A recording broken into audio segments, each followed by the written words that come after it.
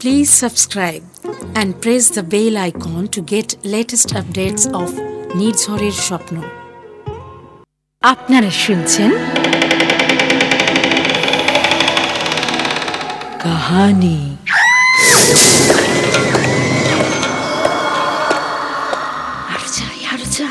আরো চাই, আরো কলজে চাই। আমি আমার সারাটা জীবন যৌবন ধরে রাখতে চাই। চল এই যা কলজে নিয়ে আয়, যা কলজে নিয়ে আয়।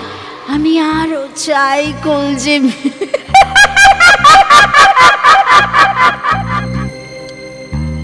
শেষমেশ সমরেশ চাকরিটা নিয়েই ফেলল। যদিও প্রাইভেট কোম্পানি, মাইনেটাও আহামরি নয়, কিন্তু বেশি কিছু ভাবার অবকাশ সে পায়নি। বাবা হঠাৎ মারা যাওয়ার পর পার্ক সার্কাসের এই এঁদো গলিটায় কোনো রকমে একটা বাসা ভাড়া নিয়ে উঠে আসতে বাধ্য হয়েছিল ওরা বলতে সমরেশ, ওর মা আর ছোট বোন। বিকম পাশ করার আগেই একটা অ্যাক্সিডেন্টে ওর বাবা মারা যায়। জমানো পুঁজি ভেঙেই সংসার চালাতে হচ্ছিল কোনো রকমে। উদয়াস্ত খেটে যা রোজগার হয় তাতে কোনোভাবে চলে যায়, কিন্তু ভালোভাবে থাকা বলতে যা বোঝায় তা কোনোদিন সম্ভব না। এটা সমরেশ বুঝত, আর বুঝত বলেই বরাবর চাকরির চেষ্টা করছিল। কাগজে কর্মখালি দেখে অনেক চিঠি পাঠিয়েছে, কিন্তু কোনো জবাব আসেনি। এই কোম্পানির চিঠিটা আসার পর প্রথমে নিজের চোখকে বিশ্বাসই হচ্ছিল না। যদিও মুর্শিদাবাদ, তবুও তাকে যেতেই হবে। বোনটা বড় হচ্ছে, মার বয়স হচ্ছে, এভাবে বেশি দিন তো চলবে না। মাইনেটা পেলে ওদের নিয়ে যাবে মুর্শিদাবাদে। পার্ক সার্কাসের পরিবেশ এখন খুব খারাপ। পোস্ট অফিসে যেতে যেতে এই সব ভাবছিল সমরেশ। সপ্তাহ খানেকের মধ্যেই জয়েন করবে জানিয়ে কোম্পানিতে একটা স্পিড পোস্ট করে দিল সে। দিন 15 পরের ঘটনা। সেদিন অফিসে কাজের খুব চাপ।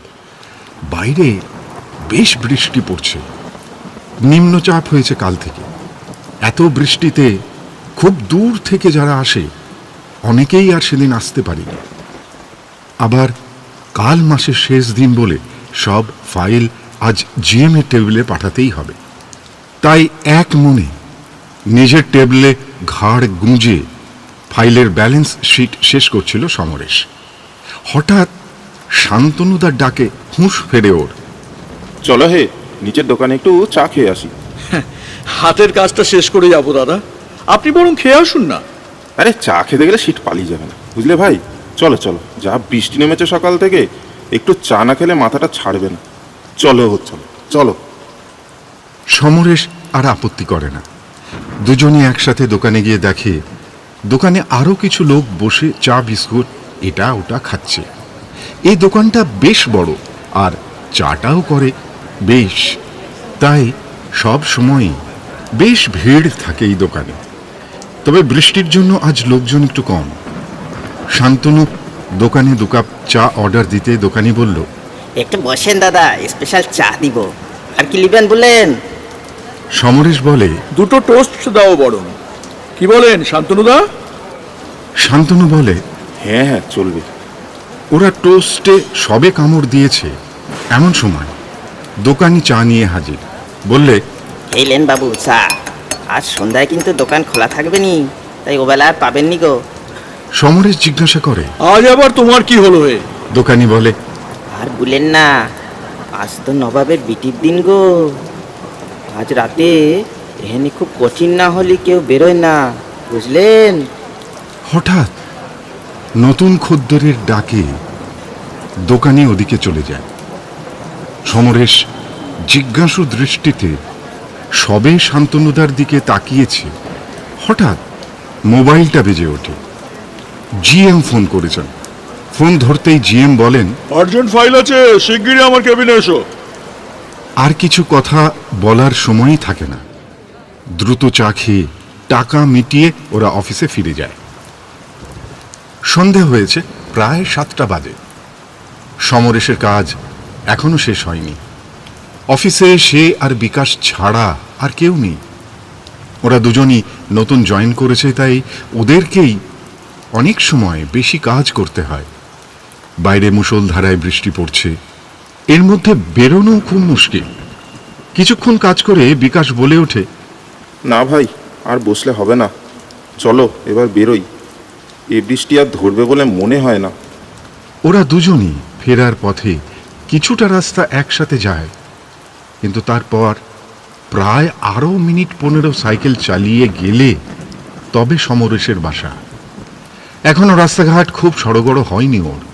সমরেশ বলে, তুমি এগোও ভাই, আমার এখনো মিনিট 15 লাগবে। অগত্যা বিকাশ রেনকোট জড়িয়ে বেরিয়ে পড়ে। সমরেশও হাত চালায়। কাজ শেষ হতে বাজলো প্রায় 8টা। বাইরে বেরিয়ে দেখলো ভীষণ বৃষ্টি, রাস্তাও অন্ধকার। যা থাকে কপালে ভেবে ছাতা খুলে সাইকেলে উঠে পড়ে। একটু এগোতেই বুঝতে পারে এ বৃষ্টিতে রাতের অন্ধকারে সাইকেল চালানো প্রায় অসম্ভব। তাও আন্দাজে পথ চলতে থাকে সে।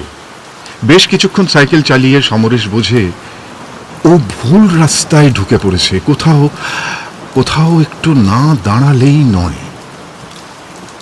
একে তো ভিজে গেছে পুরো, জামা প্যান্ট একটুও শুকোয়নি, তার উপর রাস্তা না পেলে তো মুশকিল। খানিকটা এগোতেই ওর মনে হয় দূরে একটা ক্ষীণ প্রদীপের আলো মতো দেখা যাচ্ছে, হয়তো কোনো বাড়ি বা আশ্রয়। এই আশায় দ্রুত সাইকেল নিয়ে এগিয়ে যায় ও। কাছে পৌঁছতেই হঠাৎ আলোটা নিভে গেল। মনে হলো চারিদিকে শুধু জমাট বাঁধা অন্ধকারের স্তূপ। হঠাৎ একটা বিদ্যুতের ঝলকানিতে সমরেশ দেখে তার সামনে একটা বড় দেউড়ি, অনেকটা অংশ ভাঙা। সাইকেল থেকে নেমে পড়েও সবে ভাবছে কি করবে, এমন সময় সে শুনতে পায় চাপা কান্নার শব্দ। কেউ যেন ফুঁপিয়ে ফুঁপিয়ে কাঁদছে। চমকে উঠে এদিক ওদিক তাকায়ও, ভাবে ও কি ভুল শুনছে। একটু পরেই ভেসে আসে একসাথে অনেকগুলো বাচ্চার কান্না।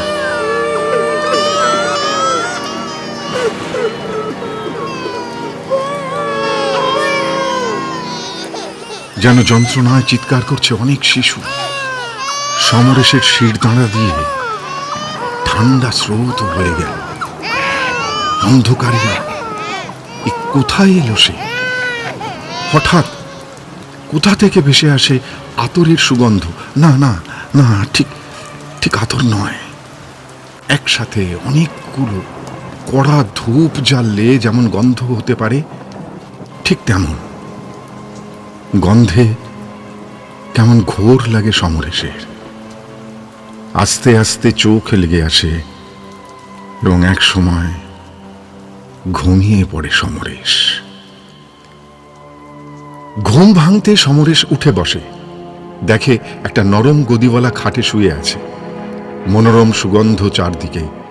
খাট থেকে নেমে গুটি গুটি পায়ে এগিয়ে যায় সে। দরজাটা আস্তে করে খোলে। খুলেই চোখের সামনে দেখে এক রাজকীয় দৃশ্য। একটা সুন্দর লাল গালিচার ওপর দিয়ে এগিয়ে চলে সে। আশেপাশে বাদশাহী কায়দায় সেজে আছে মানুষজন, সবাই যে যার মতো কাজে ব্যস্ত। এরপর সমরেশ পৌঁছল দরবারের মতো একটা জায়গায়।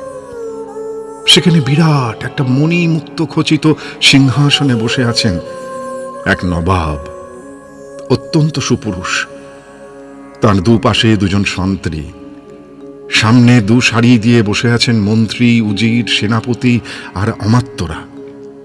সকলের মুখেই একটা দুশ্চিন্তার ছাপ। নিজেরা নিজেদের মধ্যে আলোচনায় ব্যস্ত। নবাব নিজেও খুব আনমনা। আর এর মধ্যেই এক মন্ত্রী বলে ওঠেন, জাহাপনার চিন্তার কারণ আমরা জানি, কিন্তু কিছু একটা উপায় তো বের করতে হবে। নবাব সচকিতে বলেন, কি বা উপায় করব বলুন? কত হেকিম, বৈদ্য, কবিরাজ সবই তো হলো, কই কেউ তো কিছু করতে পারলো না, আর কেউ কোনো চেষ্টার অন্তও রাখেনি। ফল তো কিছুই পাওয়া যাচ্ছে না। আমি জানি না আমার নসিবে কি আছে। হঠাৎ এক পেয়াদা নবাবের দরবারে এসে কুর্নিশ করে দাঁড়ায়। নবাবের ইশারা পেয়ে সে বলে, হুজুর, গোস্তাকি মাফ হোক, এক হেকিম সাহেব দেখা করতে চান আপনার সাথে। হয়তো শাহজাদির ব্যাপারে কথা বলতে এসেছে এই ভেবে নবাব হেকিমকে নিয়ে আসার অনুমতি দেন। কিছুক্ষণ পরে কাঁধে ঝোলা আর মাথায় টুপি পরা এক হেকিম দরবারে এসে হাজির। বয়স প্রায় ৮০ ছুঁই ছুঁই, চুল দাড়ি সনের মতো সাদা। এসে মাথা হেঁট করে সেলাম করেন। নবাব গম্ভীর গলায় বলেন, বলুন, মালিকার ব্যাপারে কি জরুরি কথা আছে আপনার? হেকিম বলে, হুজুরের কাছে একটা গুজরিশ নিয়ে এসেছে এ হকিম। আমার এমন একটা দাওয়া জানা আছে যা শাহজাদিকে বিলকুল তন্দুরস্ত করে দেবে কিছু দিনের ভিতরে। দরবারের সকলেই চমকে উঠে হেকিমের পানে চেয়ে থাকে। এক উজির বলে ওঠেন, আগে প্রায় 25-30 জনকে দেখানো হয়েছে, কেউ কিছু বুঝতে পারেনি। আর তোমাকে আমরা কেউ চিনি না, জানি না, তোমার কথা বিশ্বাস করি কি করে? হেকিম বলে ওঠেন, যে আমি সব কিছু জেনেই নবাবের দরবারে এসেছি, আমায় একটু মৌকা দিয়েই দেখেন। নবাব এতক্ষণ চুপ করে শুনছিলেন। খানিক ভেবে তিনি হেকিমকে অন্দরমহলে নিয়ে যাওয়ার হুকুম দিলেন। সঙ্গে চললেন তিনি নিজে আর এক ঘনিষ্ঠ উজির। সেখানে এক বাদশাহী পালঙ্কে শুয়ে রয়েছেন এক তরুণী। অন্দরের সাজসজ্জা অপূর্ব, তবে তরুণীর চোখ বন্ধ, শরীর শীর্ণ, বিবর্ণ মুখে রক্তাল্পতার চিহ্ন স্পষ্ট। কোনো কঠিন অসুখে দীর্ঘদিন ভুগলে যেমন হয় ঠিক সেরকম। ঘরে ঢুকে হেকিম বললেন, সবার সামনে বলা যাবে না হুজুর, তাই শুধু আপনাকেই এই দাওয়ার কথা বলবো আমি। এতক্ষণে তরুণী ওদের কথার আওয়াজে চোখ মেলে তাকিয়েছেন। নবাব ইশারায় উজিরকে চলে যেতে বলে হেকিমের দিকে তাকান, চোখে জিজ্ঞাসু দৃষ্টি। হেকিম এবার শাহজাদিকে আদাব জানিয়ে বলে, আমি যে দাওয়ার কথা বলছি ওটা বানাতে হলে আমার বাচ্চাদের কলিজা চাই। আর এ দাওয়া মালেকাকে 1 মাহিনা খিলাতে হবে, তাহলেই উনি বিলকুল ঠিক হয়ে যাবেন। হেকিমের কথা শুনে নবাব উত্তেজিত হয়ে বলে ওঠেন, আরে না না না না, এ কি করে সম্ভব? এ অসম্ভব। তখন ক্ষীণ স্বরে শাহজাদি বলেন, কেন হয় না আব্বাজান? আমার জীবনের কি কোনো মূল্য নেই আপনার কাছে আব্বাজান? তাহলে কি তিলে তিলে আমার মৃত্যু আপনি নিজের চোখের সামনে দেখতে পারবেন তো আব্বাজান? অনিচ্ছা সত্ত্বেও মেয়ের জীবন বাঁচাতে নবাব রাজি হয়ে গেলেন। এরপর শুরু হয়ে গেল শিশু নিধন যজ্ঞ। বাচ্চাদের বুক চিরে কলিজা বার করে হেকিম ওষুধ বানাতে লাগলেন। একদিকে সেই ওষুধ খেয়ে শাহজাদি সুস্থ হতে থাকলেন, আর অন্যদিকে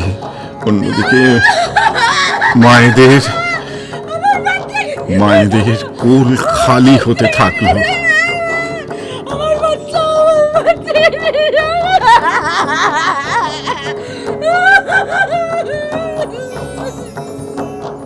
সে এক নৃশংস দৃশ্য। পুরো ঘটনাটা সমরেশ স্বচক্ষে দেখছে।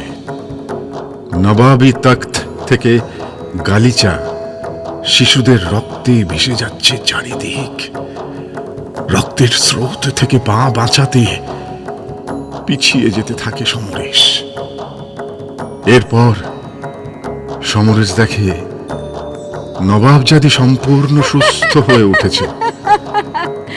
বকশিস নিয়ে চলে যাওয়ার আগে হেকিম মালিকাকে জানায়, একটা কলিজা প্রতি রাতে খেলে এ জওয়ানি কোনো দিন ফুরাবে না শাহজাদি। কি বলেন কোনো আপনি? দিন না। কি বলেন হেকিম? আহ। হ্যাঁ? আচ্ছা আচ্ছা, দারুণ তো। মালেকারও ততদিনে ওষুধের প্রতি আসক্তি চরমে পৌঁছেছে। রাত্রে ওষুধ না পেলে ঘুম আসে না। কলিজা তার চাই, রোজ, যে কোনো মূল্যে। কলিজা কোথায়? কলিজা নাও, যাও যাও, কলিজা নাও। কলিজা চাই, কলিজা। আমার কলিজা চাই। আমি আমার জওয়ানি সারা জীবন রাখবো। যাও, কলিজা নাও। তারপর আর এক পাশবিক দৃশ্যের সম্মুখীন হয় সমরেশ। যেদিকে সে তাকায় দেখে শাহজাদির ভয়ঙ্কর রূপ।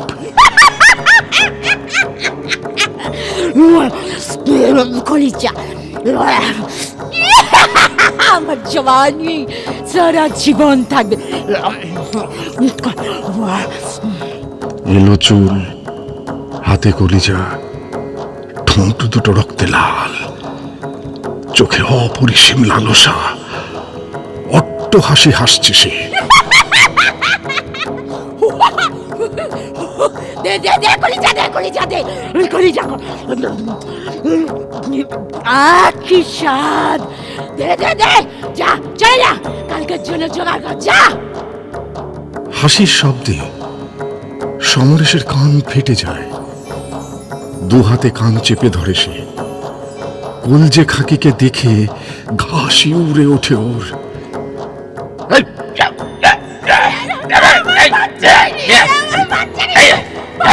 যাচ্ছি যাচ্ছি যাচ্ছি।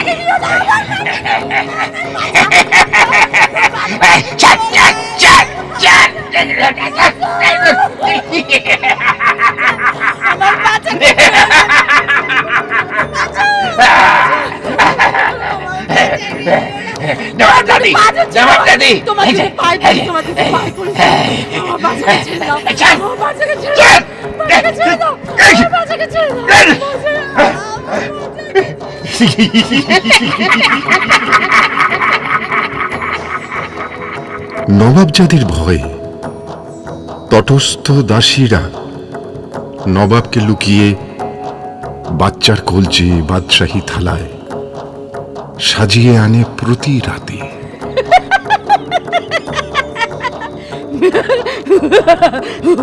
কলজে এসে গেছে, কলজে এসে দে দে দে।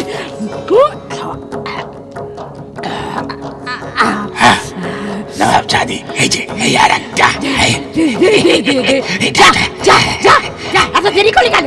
কেন এত দেরি করলি? যা, কালকের জন্য নিয়ে যা, বেরো।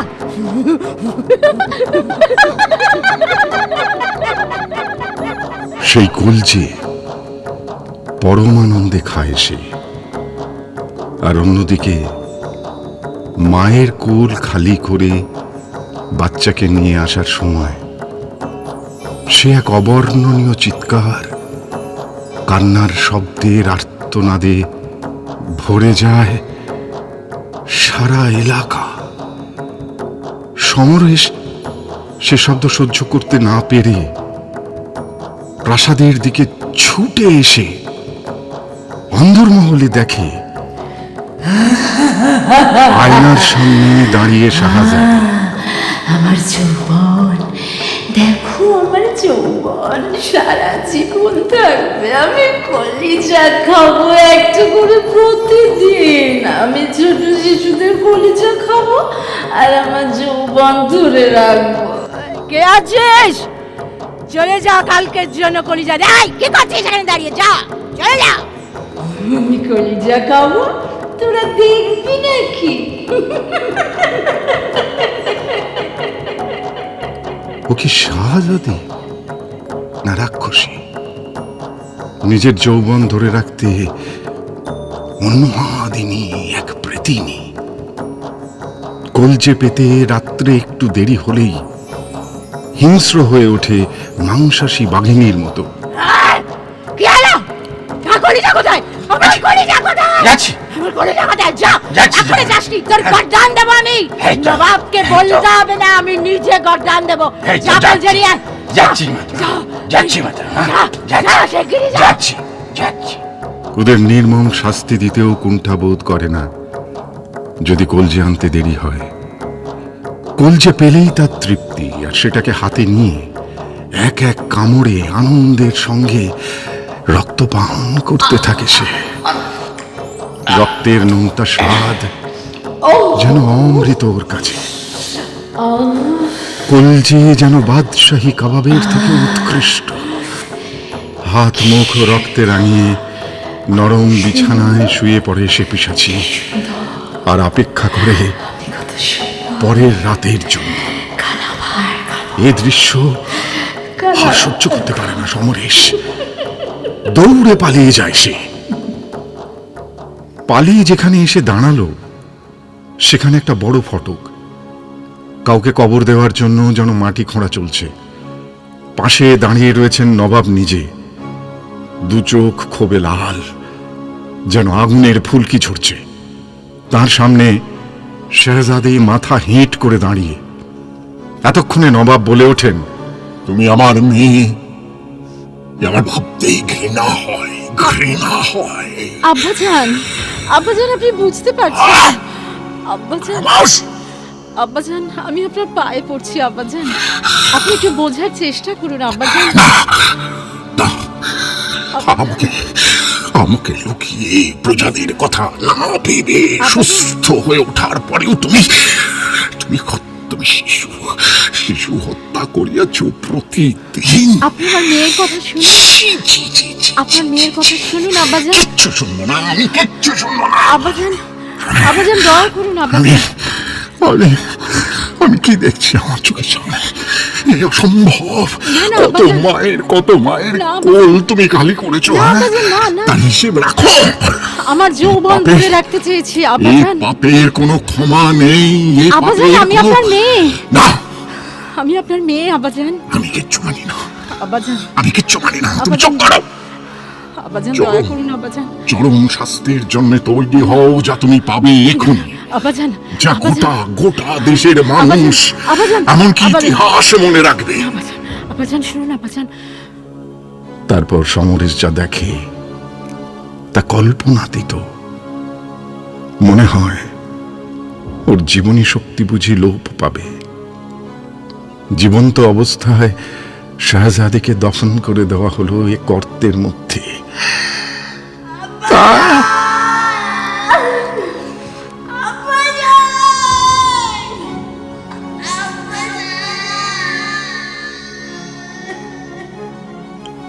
তার কান্না আর আর্তচিৎকারে খান খান হয়ে যায় চারদিক। মালেকার দফনের সাথে সাথে হঠাৎ কোথা থেকে একটি শিশু এসে ওই কবরের ওপর উঠে দাঁড়ায়। বাচ্চাটার বুকটা কাটা, ভিতরে কলজে নেই, রক্তে ভাসছে ওর সারা শরীর, অথচ ওর মুখে চোখে কোনো যন্ত্রণা লেশ মাত্র নেই। মুখে তার অনাবিল হাসি,